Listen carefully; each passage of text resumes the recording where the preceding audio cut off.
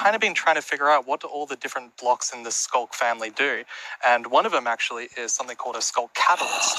And the main thing about the Sculk catalyst is it's actually what causes the Sculk to spread.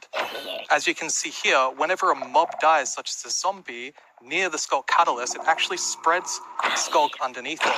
And the amount is based on how much XP that zombie would have dropped. Wow. The deep dark, it's kind of overgrown with all these Sculk-Blöcke, so that means that lots of mobs must have died there. Quite a lot, yes. Make it less scary. Oh, and as you can see here, when you mine some of the Sculk-Blöcke, you actually get enchanting points.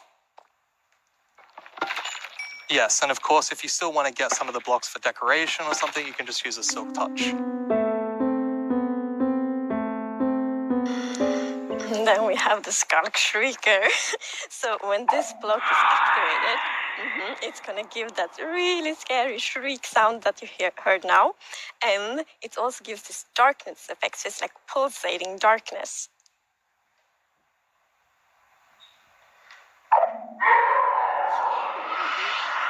You can even see now when you're sneaking and you step on a Sculk sensor, even sneaking it will activate.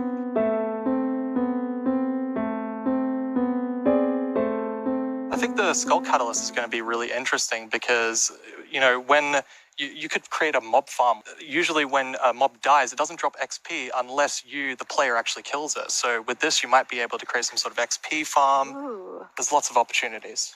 And you can build like experiences for other players. Like imagine building like a haunted mansion or a really dark forest, and then you have the shriekers. Terrifying. So then, when players out walking and then they activate the shrieker and hear like, that's amazing. Or you just...